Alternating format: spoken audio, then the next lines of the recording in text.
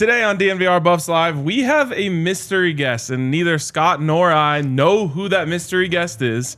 And so we're all going to find out who it is together here in just a few minutes. Can't wait to find out.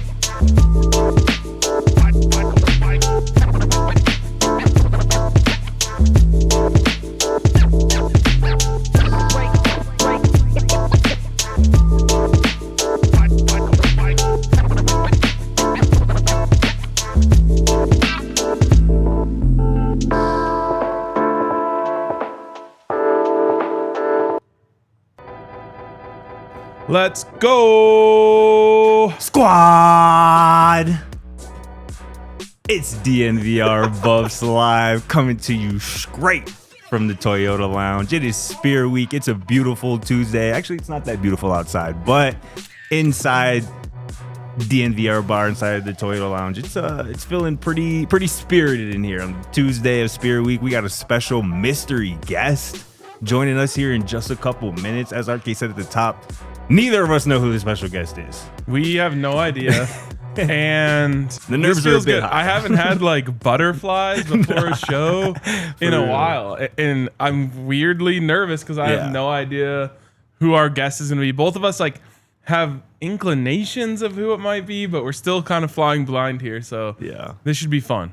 Most definitely, man. Let us know in the chat who you think the mystery guest is going to be. Yeah, drop a comment. Jake, so just to give you guys some background, Jake kind of hyping it up on social. Yes, he is.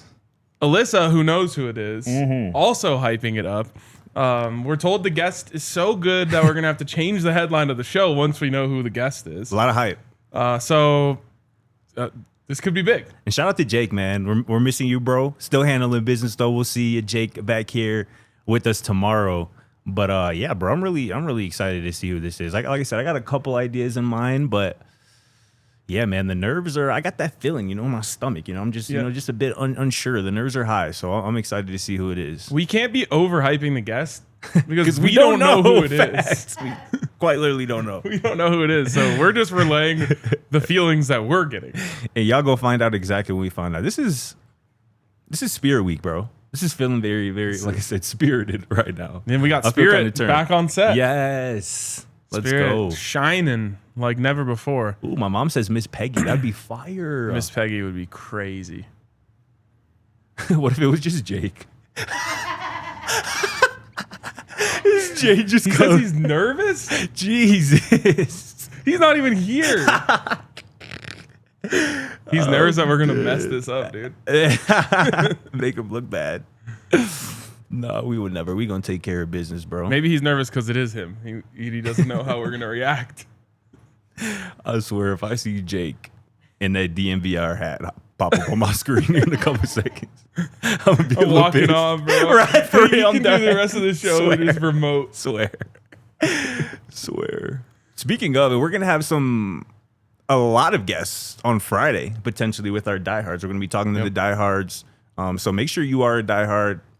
Make sure you're in our Discord because we're going to be talking directly to our diehards here on the show on Friday. I'm looking forward to that. It's going to be really fun. Yeah, it'll be really cool. We're excited to hear your guys' questions, comments, concerns, critiques. Really, anything, compliments, maybe compliments. Yep. Could be anything that's on your mind. So we're looking forward to having you guys join us. But of course, you do have to be a diehard and get into the diehard Discord to check out what we're doing here on Friday. So that's gonna be a fun one. And Friday's show will also be a early show. Oh yes, good call. 9:30 a.m. Mountain Time. So adjust your calendars. You don't have to adjust your clock. That would probably mess you up. But adjust your schedules to be with us at 9:30 on Friday. We just got Here a we ring. go. We have heard the bell. So we're all going to find out together at the same time here who our mystery guest is. Let's do the reveal. Let's get it. Who is it? Hey! Yo, My dog, the shark. Let's go. What up, what's Cam? going?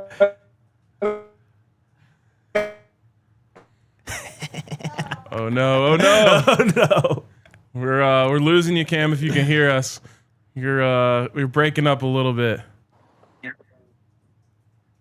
That boy outside, he looked like he in that Florida sunshine. Yeah, right he now. does. Boy, a pump. You still there, Cam? Uh-oh. Damn. All right, he's moving. All right, let's have him see if we can call back. Thanks. Well, Good to see that boy, what man. a great reveal. Cam'Ron Silmon-Craig, Oh, Colorado's man. leading tackler last year. Mr. Shark in the flesh. Jacksonville Jaguar, Cam'Ron Silmon-Craig. Coming back on right now. Jacksonville. There he is. What's going on, man? What's going on? How y'all doing? Bro, we doing good, bro. It's great to see you, bro. How you feeling? That underneath that Florida sun, looking fresh. What's good with you? Hey, it's been good. Everything good, man. Just trying to be cool as y'all guys, man. Hey, man, how's it been, bro? What's it like being in the NFL? It's phenomenal. I mean, it's phenomenal. The people you meet, the relationships I'm building, just being up here, and it's been phenomenal, man. It's been a lot of hard work, but Coach Prime and I think all the coaching staff for all those long talks and meetings that we had about being a pro, it really prepared me for where I'm at now. Cam, bro, what's it been like being able to go through this process with your brothers, bro? Obviously, Travis there, BJ there as well. I saw a picture earlier this week of y'all after practice or whatever, throwing up the buffs and whatnot together for a pick. That was fire, bro. But what's it been like just, like I said, going through this process with your boys? It's been good. It's just been one of those things like we always come to each other like Coach Prime wasn't lying. Like he's real. He's here. So it's been good just to have that support, knowing that you have support around you, not in this big ocean alone. Like you got your brothers next to you. I mean, I've been with Trav forever, so just having him on the side of me again at the practices during the indie period, it's just a comfort level that you get when you're around your guys. Obviously, you got a whole lot of people rooting for you out here in Colorado, but, all over the country. How do you feel like you're doing? How do you feel like that first kind of phase of your career kind of went? I feel like it went phenomenal. It's exactly what I wanted to endure when I got here. A big learning experience, to learn the way the coaches up here want you to play, and learn the way to the business side of everything as well. So just coming in and being me, man, that was the biggest thing I wanted to. When I got here, I wanted to always stay true to who I was and my morals and the way I go about my business. So I feel like I've been doing phenomenal. Most definitely, Cam. Obviously, I'm curious what that process was like, like right after the draft. You should have been drafted, but you weren't undrafted. I'm curious kind of what that process was like as, I'm sure teams were calling you to try to get you into camp and whatnot, and maybe how you kind of landed on Jacksonville as a spot you wanted to go to. Before the draft, it's a good possibility I might go undrafted. So it's kind of a thing I already had in the back of my head of landing spots where like I was thinking like, okay, I feel like that'll be a good spot for me. Or I feel like that'll be a good spot for me. So once Trav got drafted by Jacksonville and them being one of the teams that I felt like could have been a good spot for me, it kind of just made sense at the end of the day. And I feel like I had a great opportunity here to come in and compete for a job. Definitely. You mentioned it a little bit earlier, but the whole idea of like being prepared for the NFL and the challenges that you guys have by Coach Prime. I'm curious, just like in specific, what you mean by that. Like, what is it happening at Colorado that's doing such a good job of preparing you guys for these opportunities? They're telling you the truth. It's no sugarcoating up there in Colorado. He's preparing you for the real world into the football. It's a production based business, and that's what we preach through the business in Colorado, and that's what we preach up here. It's all about production, it's not about what you did yesterday. It's all about what you can do for me tomorrow. So just keep your coming in every day and staying consistent, being consistently who you are every day. That's the biggest thing up here. Just everybody preaching consistently. They want you to come in and be who you are every day. And like guys that's here one day and gone the next don't stay very long. Cam, my boy, you left some massive shoes to fill here at Colorado in that secondary at that safety spot for sure. One of the guys who's expected to, kind of pick up some of that slack is somebody me and you talked about a couple of months ago, Tawfiq Byers, somebody that you said that reminds you a little bit of yourself. Can you just tell the people a little bit about why you think that, what you see in Tawfiq, and why you think he's a good fit for this defense here at Colorado moving forward? His instincts, the instincts he play with, the way he plays the game. He's very aggressive and a downhill guy. Just a guy that I feel like I see a lot of myself into, just because we kind of like built kind of the same, kind of got the same attributes. We all got the lighter skin tone. Like we just kind of like he kind of fits the the character of me. And like I stay on them guys now. Like if I can show y'all on my phone, like I text all of them almost every day once I watch Bucky videos and like just critique them on everything, just how they're going about their business. So I stay in touch with those guys. But yeah, just everything about him, man. The way he attacks the game, he's a dog, man. You can just once you see certain players on the field, you can just tell like he's just a little different. I can just see that in him. Facts. I think I know the answer to this, but I want to hear it from you, someone who's been there at practice every day. Does Travis Hunter still look like Travis Hunter and at the NFL level? Travis Hunter. He's Travis Hunter. It's nothing to his unicorn, man. The guys he made the play that went viral like a week ago, and guys like, how many times you seen that? I'm like, I've been seeing it since for 3-4 years now. So yeah, he's been Travis, man. It's all you can always call Travis to be Travis, no doubt. And you've been seeing this for years too. I'm sure there's people on the team that are like, damn, I never seen nothing like this. And you're like, bro, I've been seeing this. This ain't nothing new. This the same Trav I've been seeing since Jack State. Definitely. No, that's what's up. Go ahead. You got another one? Yeah, how's BJ doing? Oh, he's doing good, man. BJ's getting acquainted with how we work. Me and BJ kind of the same situation right now. So we both make sure we check in on each other, make sure we good. He's working hard as he can. I'm working hard as I can. We're on the same thing. We check in with each other every day, make sure everybody good, make sure we keeping the main thing. And remember what Coach Prime and all the coaches up there taught us. What are your first impressions of Jacksonville, just a city? You found some good growth, some good to eat yet? Oh man, it's a lot of good food spots down here. I done learned. I haven't had a chance to really do too much or see too much. I really just been really grinding, just working. Yeah. But every time I've been Ubering around a little bit. Every time I get in the Uber and they figure out who I am and that I'm a Jaguar and stuff, they be like, "You gotta try this food place. You gotta try this food place." So I got like 30 food places in my phone. Go crazy. That I gotta go try. So, but I done tried one of them is Annie's Bakery. Annie's Bakery. So if y'all come down, I'm gonna send y'all right there to Annie's Bakery. Good looking. I love it. Hey, what do you see as like what you need to do to make this roster? Like as something we're all rooting for so heavily. What do you think you need to do between now and cut day to make sure that you're on that roster? Just be Cam. Just show up and be me every day. Like I said, just consistently show up to work and be a team guy and show that I can help this team win. To sum up everything, just being a team guy and knowing you're a player that they can count on to win. Most definitely. Yeah, that's all I got for bro. All right, Cam. Well, we're going to let you go, get back to the grind. It honestly means a ton for you to take some time out to come see your old guys back here in Colorado. So, like I said, man, you got a whole mass of people cheering you on and rooting for you. And I'm looking forward to getting my Cam Silmon-Craig Jags jersey to go along with my Buffs jerszy. Yes, sir. Do that. Appreciate y'all, man. I'll see y'all soon. For sure. Hey, that 32 looking hard, bro, too, bro. Appreciate you. Yes, sir. There he is, man. What a guy. That's awesome. Easily one of my favorite players I've ever covered at any sport, any level, anywhere. So shout out to Jake, man. Did not disappoint. Shout out to Jake for getting us Cam. That was that's awesome. And it's just, I mean, I said it to him at the end there, but like, it'd be real easy for anyone to be like, nah, man, like I'm out here grinding. I'm trying to make an NFL roster. Like I don't have time for the guys. For sure. And I wouldn't hold it against anyone that did say that. But 100%. It's one of the things that makes Cam different, makes him special. 100%, bro. We're going to take a quick break here, talk a little bit more about Cam and some other stuff. on the other side of this break here. Shout out to the squad.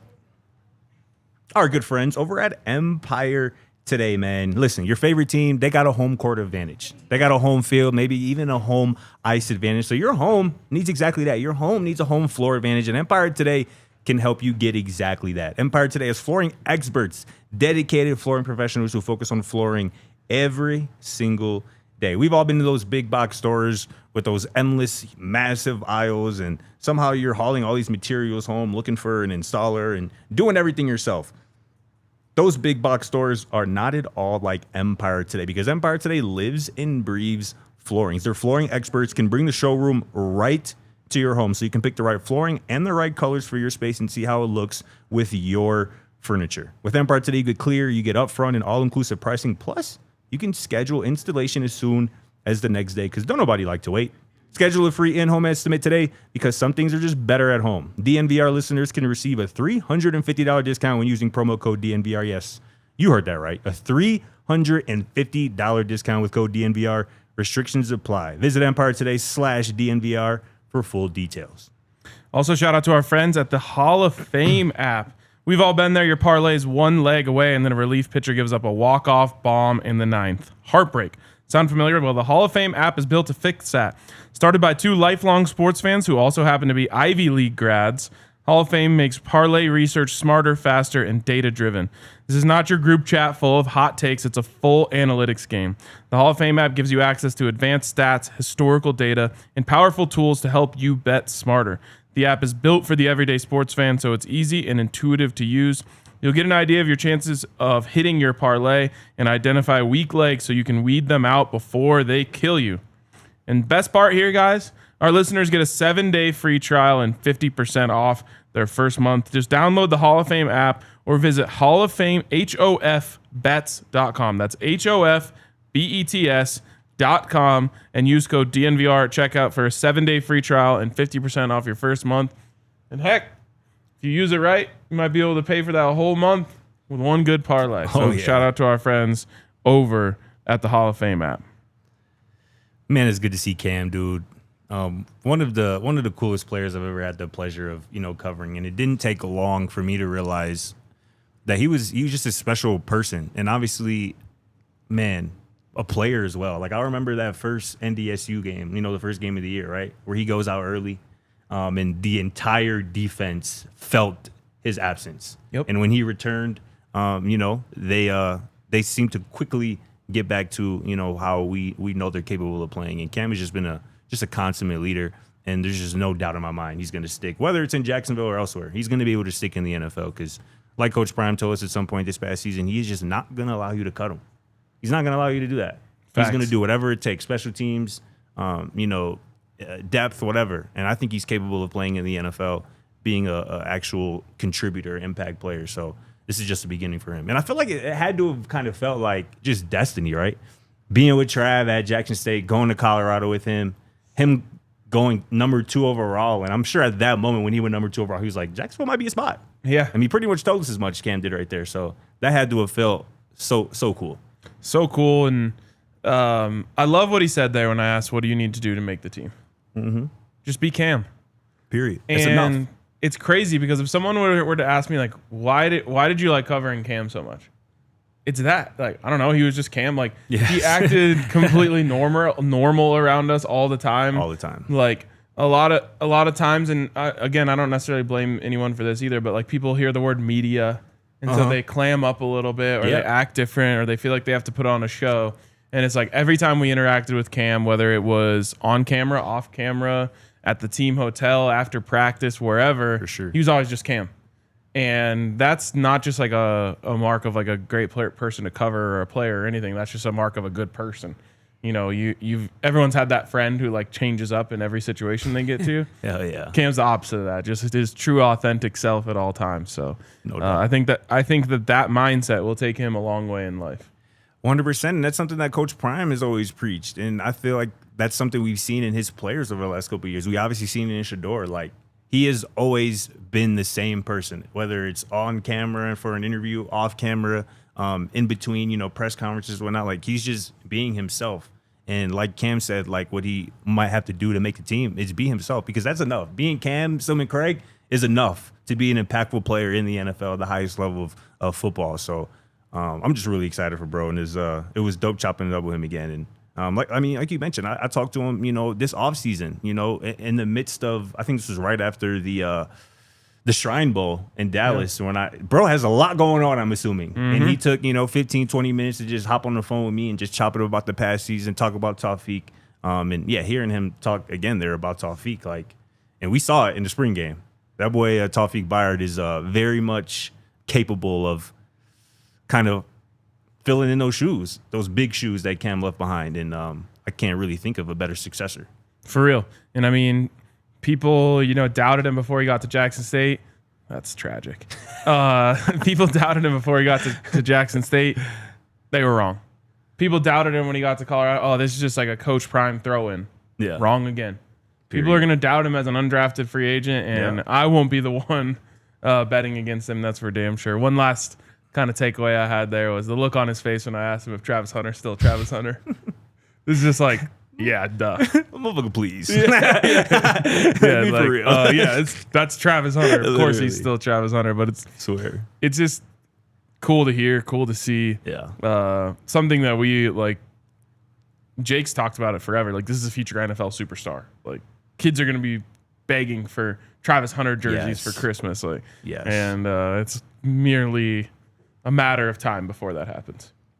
I feel like it's going to be damn near every day too, when like mini camp or training camp officially gets underway too. With these clips, he's just going to be doing something on both sides of the ball every week. It's going to make people lose their mind. And I feel like by the time week 1 comes around, the hype is going to be where it really should be.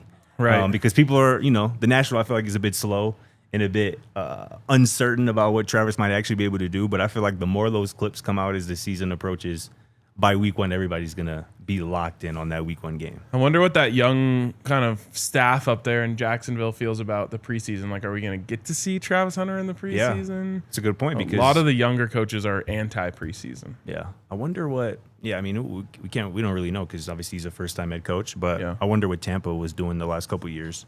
And if Cohen kind of thinks the same way. Yeah. His former head coach Bowles did. But should we talk some Colorado football here today? Amen. Let's do it, brother. We've talked about this a little bit briefly in the last couple of weeks. I've brought it up just about some of these position battles. 4 in particular, I think, are really intriguing. We're not talking about the quarterback competition today, because we'll have plenty of time to talk about that, and that'll certainly work itself out. But these 4 in particular, these positions, I feel like are really intriguing, and are going to really, I think, kind of dictate how successful this team is this year. This first one, I think we can start off with, is right tackle. There's quite a bit of competition at this right tackle spot. We know who's starting at left tackle. We know who's starting at both the guard spots. That'll probably be Xavier Hill and Ty Chrysler.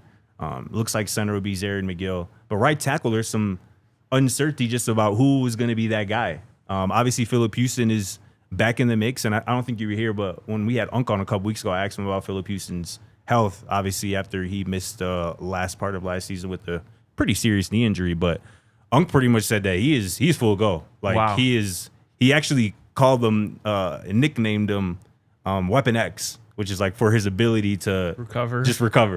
So he is looking like himself, at least at this point, according to Uncle Neely. So that's pretty big. Obviously, Phillip Houston started 9 games last year at right tackle for the Buffs.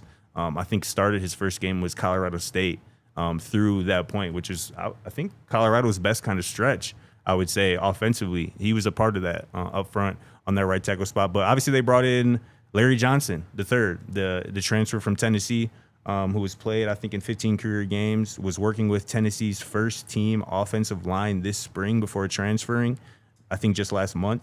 Andre Roy Jr., who transferred in also this spring from Maryland, who has some playing experience. Started, I think, 7 games at Maryland at left tackle. So it'll be interesting to see if he stays at left tackle, if they want to try him at right tackle. Mana Taimani played quite a bit at right tackle, and Carter Smith, the young freshman, can't be discounted either. So there's a lot of competition, I feel like, at right tackle. It's going to be interesting to see who kind of rises to the top. What are your thoughts on that? Yeah, if I were a betting man, I would want to set odds on this. And I am a betting man. So let's do it. Do we agree that the favorite is Larry Johnson? I think so. Okay. Heavy favorite? Marginal favorite? Is he in the minus? I would say like the classic like minus 110. Minus 110. Okay, Yeah. I like that. That's kind of where I thought of it as well. Yeah. After that, it starts to get really murky because I does. think you could make a case for anyone to be number 2. For sure. And I mean, I didn't even mention Cooper Lovelace. Yep. Who has played center guard and tackle. And, remains to be seen what the staff kind of really wants him to focus in on, because I could see him potentially working in at center to give some depth behind Zaire McGill alongside Yo-Yo Atia. So Cooper Lovelace could potentially be in this mix as well. But, yeah, I think, Larry will probably be the favorite, minus 110. I think Phillip Houston will probably be second in the odds behind that. So I was going to Phillip Houston as well because to me it's like he has familiarity with the staff. Yeah.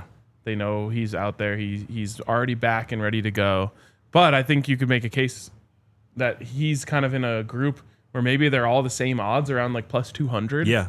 Where it's like Phillip Houston, Andre Roy. Yep. I think those two would probably be tied. Okay. And But then kind of people were glowing talking about Monatai Mani They were. in the spring. I mean, he started at right tackle in the spring game. Yep. But, that was before they brought in Larry Johnson. That was before they brought in Andre Roy. Before they brought in Cooper Lovelace. So, yeah. I mean, yeah, Tamani can't be discounted either. Like I said, I would give him probably shorter odds than Roy and Johnson. So you put him at like plus 300? Yeah, like plus 350. Okay. Yeah. Because, I mean, he played primarily in special teams at Ole Miss. This is an older guy. I think is maybe 6th, maybe even 7th year of college football. Started at JUCO. Obviously played at Ole Miss. So Grown man with kids, literally grown man with kids and a wife. So he's. I feel like if his number is called, if they need him, I feel like he's more than capable of doing the do. So that's interesting though, because that right tackle spot is going to be interesting. Like I said, I feel like the rest of the starting 5 up front, on the offensive line, is pretty set, and you feel pretty good about that. But I think there's good options though, and I feel like that's the most important thing. It's not like you're just depending on one guy. As recently as 2 years ago, there were no options.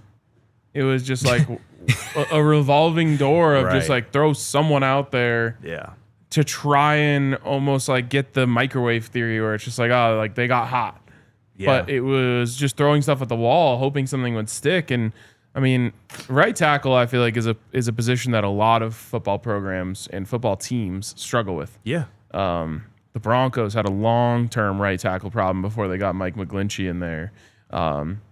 The Buffs, before the Coach Prime era, had a long-term right tackle problem. So it's just a tough position to fill because it's already hard enough to get one good tackle. And when you do, you usually have them on the left side. Right. So I feel really comfortable with the fact that someone in this group is going to get an opportunity at that position and lock it down and play well. Yeah. And they are never going to have the opportunity to slip because there's always going to be guys pushing them from behind. That competition is going to be huge, right? Because you can't rest on maybe you're the week 1 starter. That don't mean anything. Nope. There are guys behind you, on your heels trying to get that spot. And I think that competition, I think we've seen that, I think, across the board. I think I was watching a video yesterday, and one of the main comments was like, I really feel like every single position is just so much deeper than it was even last year. Obviously more so in 2023, but every single position, there's like true depth. There's like truly like 3 to even sometimes 5 and, more so on the offensive defensive line, but like 3 to 5 guys in each position. Like, yeah, I can see them starting. I can see them playing quite a bit. And this offensive line is certainly one of those positions, and right tackle, like you said, 4 or 5 options, good options, I feel like, which is a really good place to be in. And I wouldn't rule out Carday Smith the same way I wouldn't rule out Chauncey Gooden finding playing time early in their careers. And I actually saw Carday Smith just like walk by when I was up in Boulder a week ago or so. And he looks like he's filled out. He has. He's always been big. Because people said he was like undersized, and then we saw him at the Alamo Bowl, and I was like, getting up that I would elevator. never use that word to describe that human. But he's definitely filled in some of the areas that is just often a place where you need to when you're coming in as a freshman No doubt. into a college football program. Obviously, Coach Swayze is doing his thing with all of these guys. But Yeah, he is. I'm sure he's leaning on the freshmen even harder to try and get their bodies right. For sure. And Carde already looks bigger. He does. I mean, let's not forget this was a former USC commit who had offers from just about everybody, like a real true blue chip offensive tackle in this 2025 class who flipped to Colorado. I think partly because of Juju, but that is a key piece for the future. Carde Smith is, and he's not the only one on that offensive line. But we'll get to a couple other of these interesting and intriguing position battles on the other side of this break here. Shout out to the squad. Our good friends over at Fan Stake, man. We are trying to rally fans in staking our claim, for Colorado Buffalo players who we want to see continue stay here in Boulder on this Colorado football team, because in this new era of NIL and the transfer portal, things are a bit different than they were a handful of years ago, and Fan Stake helps us be a part of this job. The best part, it's risk-free. You can place stakes for a specific athlete to join or stay at their school, and if the athlete decides to go elsewhere, you get your money back. Colorado is currently 5th most popular fan base, so let's make sure we get those number up. And currently, FanStake is offering new fans a free $25 credit. You don't even need to put in your credit card, no strings attached, and I'm encouraging everyone to join us in staking a player and somebody we just talked about, Carde Smith, the young freshman, keeping him here in Boulder, because it's important to make sure the Buffs continue to add beef to that offensive line, both sides of the ball in the trenches. So click the link in our description, scan the QR code, or just head to fanstake.com and use promo code DNVR. Shout out FanStake. Also, shout out to Raising Cane's.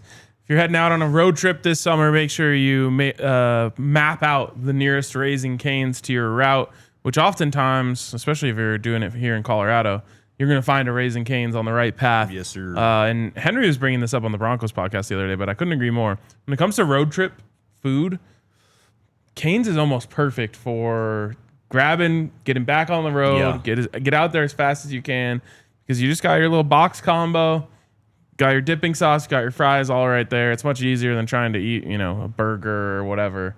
Just reach in, grab your chicken finger, and go to work. So if you're heading out on the road, or if you're just hungry right now like I am, hit up our friends over at Raising Cane's. Get some of those crispy fries, Texas toast, and of course the elite chicken fingers that they have. You hungry yet? Get your order today at Cane's and keep the road trip going. Raising Cane's chicken fingers, one love. And a quick shout out to Steven Tercy, who just donated $50 to BBSA, the boys. Big Brothers, Big Sisters of America. Thank you, sir. Because this week, as part of Spirit Week, we're teaming up with the Big Brothers, the Big Sisters of America. We're trying to raise at least $10,000, but we feel like we can smash right through that goal with everybody's help. Remember, you can donate using the link in the video or in the description. And if you want to make an even bigger impact, you can also sign up to become a big by visiting bbbs.org/ALLCITY. Let's do something meaningful together this week, y'all. But going... by the way, thank you, Steven. That's epic. That's awesome. Yeah. Keep them coming. Keep those donations coming. Hell yeah. No super chats this week, just donations. Hell yeah. Hell yeah. Hell yeah. Let's keep it rolling here with this intriguing position battles. We'll go to the offensive side of the ball. Let's go to running back. Okay. It's a pretty hot topic amongst the fan base right now. I would say the position that people disagree with us the most. I think it seems that way for sure. Yeah. It seems that way for sure. There's obviously a few guys in the mix. Dallin Hayden's obviously in the mix returning. Micah Welch is in the mix returning. Track Hawk DeKalen Taylor, transfer from Incarnate Word, who we're excited about. Just added a Simeon Price, a transfer from Coastal Carolina, who I just learned that their mascot is the Chanticleers. Yes. It's not the Chanticleers. It's the Chanticleers. Oh, because apparently their baseball coach went on a rant. He was pissed about it. He was like, "We're not the Chanticleers. It's the Chanticleers." So when they shorten it, they go Chants. Why would they shorten? They do. No, actually? Yeah. Really? Okay. Yeah, it's like, Bulldogs is dogs. Okay, the Chants. Chanticleers, or I always thought it was the Chants. The Chants. That's hilarious. But yeah, Simeon Price. Cringy. That is wild. Is in the mix as well. Charlie Alfredal is in the mix. But this is a running back room that is it's going to be interesting to see who kind of gets the bulk of the opportunities, the bulk of the touches, and kind of what role each of these guys are going to play. When we did our projected starters a couple weeks ago, I think we landed on DeKalen Taylor, the track hawk, as our projected starter, knowing that, each of these guys, Dallin, Micah, I had are going to play. Micah as mine. For sure. And actually, Jake might have as well. So that might have just been a me thing on DeKalen. Yep. But what are your thoughts as we sit here in terms of what roles these guys might play and kind of how touches opportunities might be allocated? Well, I want to start here because we haven't talked about him as much, but he's definitely a fan favorite, I guess, when it comes to this job, and it's Dallin Hayden. And there's two things I want to bring up about Dallin. One is Marshall Faulk is brand new coach. What you did last year just doesn't matter. Facts. And that, I think, bodes well for all of these players. Everyone is starting on equal footing. You have, what you did in the spring a little bit. Yeah. And then you've got a competition coming in the fall when things really heat up to go prove why you're the guy. And I think it's easy to write off players who didn't play great in their first season on a team. Right. But Dallin Hayden is a former incredibly highly coveted recruit, a guy who's put up over 100 yards in real college football games. Yeah. In the Big Ten. So I don't want to dismiss Dallin. And I think the last thing I want to add is that he got a high ankle sprain in that Nebraska game. And it's probably worse for running back and maybe wide receiver than any other position when it comes to getting a high ankle sprain. You will not heal from that during a season. Nope. Nothing you can do. You're just your ankle is going to hurt until you stop playing football for a while. No doubt. And so Dallin was obviously out for a couple games because of that, and then just came back and was never going to be the same guy. Maybe 80% max For sure. So I'm looking forward to seeing what Dallin can do at full strength and with a fresh slate. Beyond that, in addition to that, I think CU is really in search here. There's no clarity at the position. There is talent. And so I'm looking forward to kind of watching how these guys battle it out and who can kind of shake themselves free from the pack to get more carries. Because in my opinion, and I'm curious to see what Marshall Faulk thinks about this, but in my opinion, it's better to have someone getting most of the carries. I don't have to get all of them, but I want someone who is the starter. Yeah. And then maybe some people who fill in behind them. And I think he's mentioned that Marshall Faulk has at one point this spring where he was asked specifically just about kind of his philosophy when it comes to like touches for a running back during the game. And he was kind of the mindset, you got to get a rhythm. You can't just get, 6 and expect somebody to get into a rhythm and really, be effective. So I think that is the right approach. And you said it there at the end, and that's kind of where I was going to go. Maybe the coach that I'm most looking forward to hearing from this fall is Marshall Faulk. Just to pick his brain more on the talent that's currently in his room, what he saw in DeKalen Taylor to bring him here to Colorado, what he saw in Simeon Price to bring him here in Colorado, and what he sees in his returners, right? The guys that he spent, a good part of the spring with. Because I really do think that this is a group that has really differing kind of skill sets. All these, I don't think there's anybody in this room where it's that guy is just like that guy. Mm-hmm. They all have really different kind of skill sets and running styles. So I think that's really good because I feel like you have a really well-rounded running back. So in my opinion, it's going to come down to what Marshall Faulk prefers and what kind of works best. Also, I think with whoever's going to be under center at quarterback, right? What's kind of the best pair for Caden or maybe even potentially Juju. But I think all these guys are talented. It's just about, I think, what the coaches, Marshall Faulk in particular, Pat Shurmur in particular, are going to prefer from a schematic standpoint and which running back kind of gives them the best opportunity to execute that scheme. But it's a talented group. I like DeKalen, obviously. Y'all saw my projected starters, but Dallin is going to be in the mix. Micah is going to have a role. And I don't think we can count out Simeon Price either because I just learned this. Do you know who Simeon Price committed to? Obviously, Mississippi State, but he was a Mike Leach guy. He played his most extensive time in college football during Mike Leach's final season.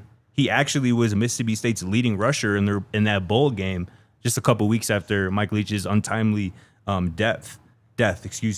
Obviously, he ends up going to Coastal Carolina Chanticleers last season, but this is somebody who is, we talked about it, pass catching guy, has an impressive pass protecting grade from PFF. So that could potentially be his role. But this is somebody 6 foot, 205+ pounds. Like bro can play and bro can run a little bit. So, and again, like I say with the Kalen Taylor, somebody who Marshall Faulk watched on tape and was like, yeah, I see some here. We can work with this. And that means not nothing. I'll say that. Yeah, and Joe Kidd had a comment up there. He said, if you guys are too young to have watched Marshall Faulk, I understand why you would think it's Micah, but Dallin something or other. He said, but this is clearly Hayden Taylor 1-2 punch with Micah on short yardage. First of all, unfortunately, I'm not too young to have seen Marshall Faulk. I did get to watch The Greatest Show on Turf quite a bit as a kid. Second of all, I just think it's important, and that doesn't mean anything for the race, but I think it's important to note, Marshall Faulk's job is not to find the running back who's the most like Marshall Faulk. Right. His job is to find the best running back for this football team. Exactly. And obviously he's going to have preferences. I think that, we mentioned this with Isaiah Gustav. I felt like it was going to be hard for him to find favor with his struggles catching the ball. But I don't think that because Micah is a much different style running back than Marshall Faulk ever was, it means he's against the 8 ball. Me either. Trying to win this job. I really don't see it that way.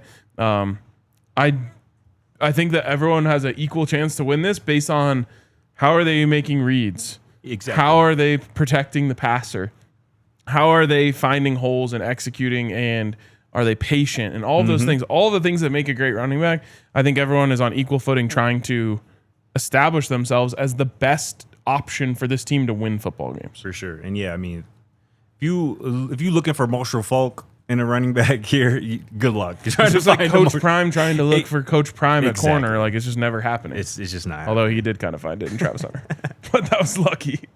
Speaking of Coach Prime and Travis Hunter, another, I think, really intriguing position battle is going to be at cornerback, right? DJ McKinney's going to be on the field. Preston Hodge is going to be on the field. But that third cornerback is going to be really intriguing, really interesting to see who kind of rises to the top there. Obviously, a handful of guys, I would say 4 guys I would really highlight as potential cornerback threes. Teion Parks, the transfer from Illinois State. R.J. Johnson, returner. Tyreekis Davis, the transfer from Wyoming. And Noah King, the true freshman, who was an early enrollee at Kansas State.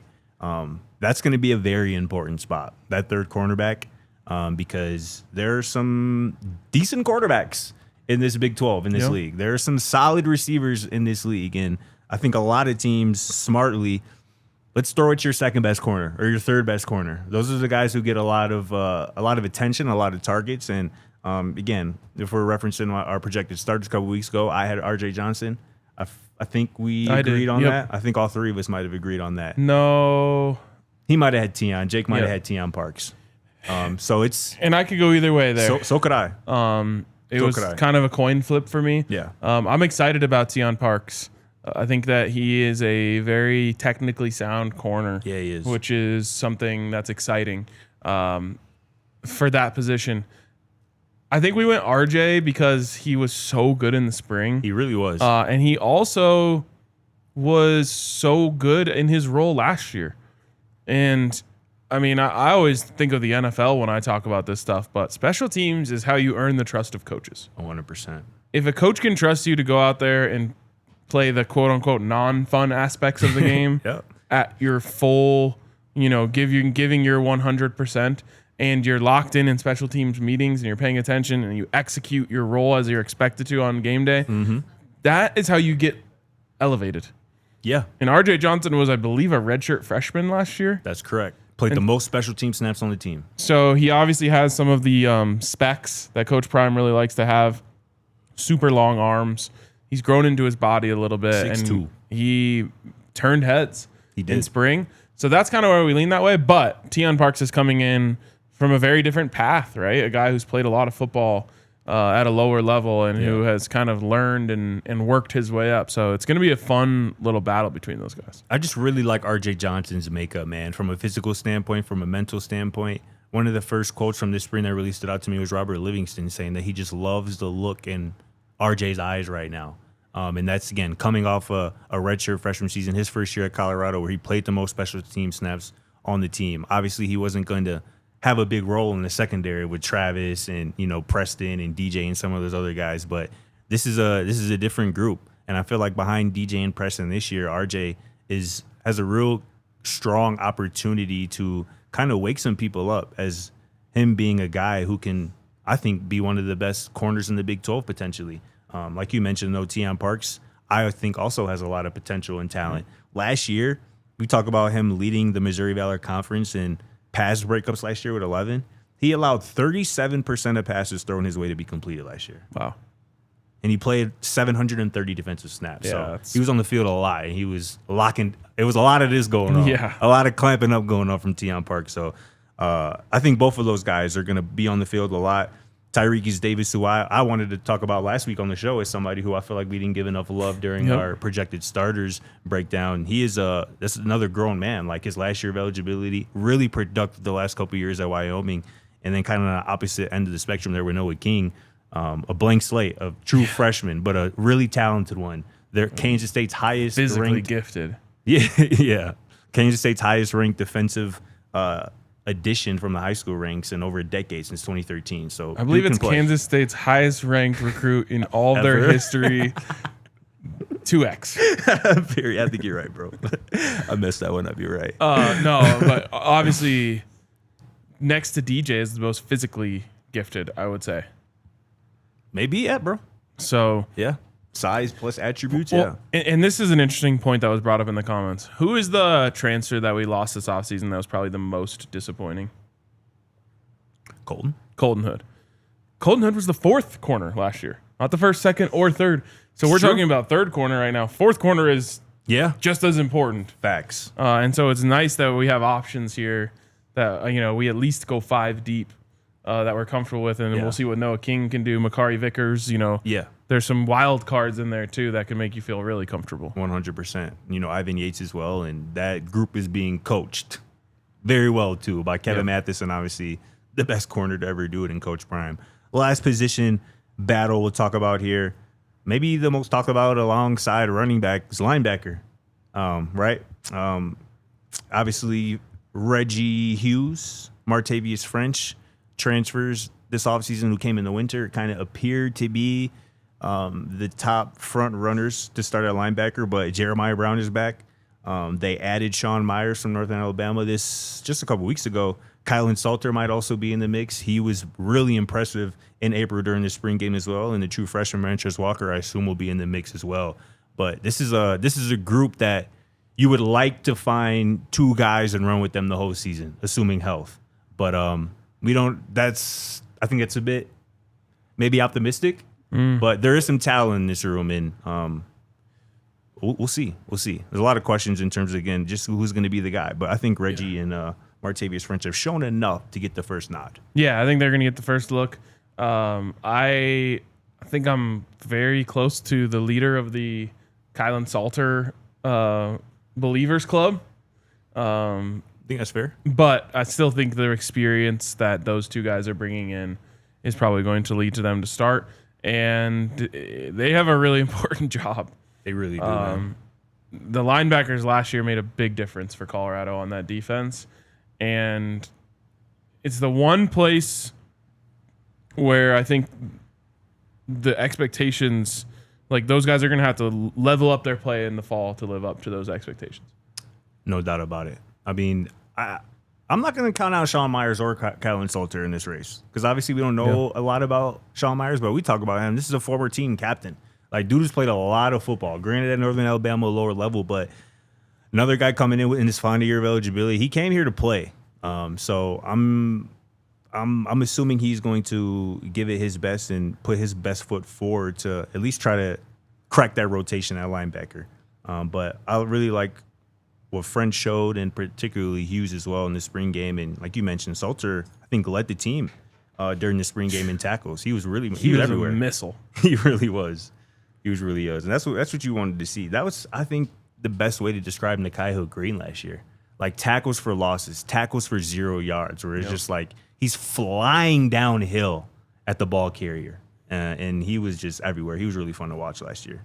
He was unbelievable. And then when he met the running back, It was often them going backwards. I think I had a tweet. I was during one game last year. I'm like, Nakai Hill-Green just hit somebody so hard that I just felt that up here in the press box. I'm actually going to be pretty pissed if he rides the bench at Alabama. Yeah, man. And yeah. And I have no idea what their linebacker situation is, but I assume they have like 4 or 5 stars in the room. Yeah, that would be crazy, bro, to leave. Everybody's decision is their decision, and they got to live their own life. But the optics of that would not be ideal, to leave a place like Colorado when you balled last year and you would have been the defensive leader probably. Yeah. And go to a place, granted it's Alabama and you don't play. That wouldn't be great looks optic-wise, but wishing him the best. Wishing Colton Hood the best as well, who we just talked about a little while ago at Tennessee. But, that's the position battles. We can maybe get into a little bit of recruiting here because we did get some recruiting news. During the show? During the show. Unfortunately, it's not great. But before the show, Oscar Rios, a quarterback we've talked about here on the show, a real target for Colorado in the 2026 class. He has just announced, or it came out, that Oscar Rios is down to 2 schools. And those 2 schools are UCLA and Arizona. Thoughts on it? Because I know you were Oscar Rios guy. I do like Oscar Rios. I will not like him at all if he goes to Arizona. But UCLA doesn't make any sense. It doesn't. With Nico there, Nico's brother there, and yeah, I don't really get that, but so we'll see. He's committing in 10 days on the 27th. I guess bro wants to go play for Brennan. Or actually, he wants to play for Brennan's replacement. Exactly. I was like, Brennan, not going to be there. Oh, man. Hey, got to do what's best for you. Yeah. And good thing Colorado isn't in a position where that means a whole lot, right? They don't really need a quarterback. So yeah, it's one of the weirder things about college football. It's like you have a young quarterback, you're really excited about him, and you still got to keep looking for more. Yep. This just came through, though, during the show. Some people in the chat were already talking about it. Somebody we talk about quite a bit on here on the show. KJ Edwards, an elite 2026 running back from down there in Carthage, Texas, announced that he has committed to Texas A&M. You might remember that KJ Edwards had what some people were calling the quote of the offseason not too long ago, where he said RBU is coming to see you shortly. But KJ Edwards is not coming to see you shortly. He's actually going to A&M. Maybe we don't want him because he's clearly not very confident in his abilities. He thinks that RBU is coming to see you without him. He's going to a different school, and he doesn't think that that's going to be RBU. He thinks it's going to be CU. So I don't know. That's weird. Now, I joke, but I wouldn't pull the plug on this just yet. Me either. We've heard some crazy stories about these money printing schools and what they're willing to pay guys to commit. And A&M is one of those. And what they're willing to pay guys to stay committed. Right. Yeah. Weekly checks to stay committed. So hell, why wouldn't I cash in on a few per diems from A&M and then flip my commitment to Colorado? Low key, bro. You actually, that has to be a thing that some recruits athletes do. Yeah. It has to be. And what are they going to do? Track you down?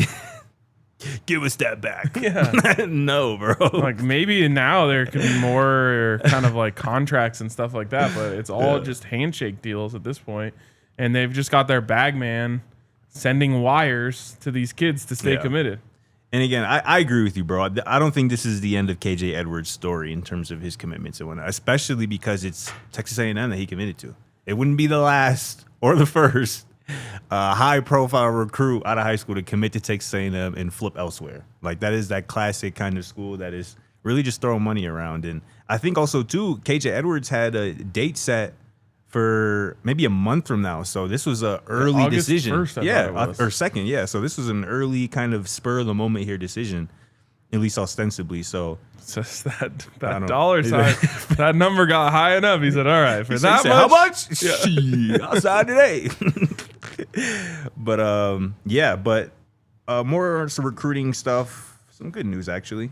Another big recruiting weekend. Actually, there's a visitor here today. Somebody else who we've talked about quite a bit here on the show.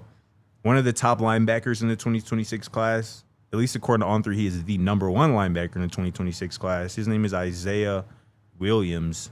And we've talked about him on the show because he might be one of those guys we were just talking about. He has been committed to Louisville, Syracuse, Florida State, Florida, and now he's currently committed to Ole Miss. What, bro? But he is visiting Colorado today. What? 5 commitments, bro.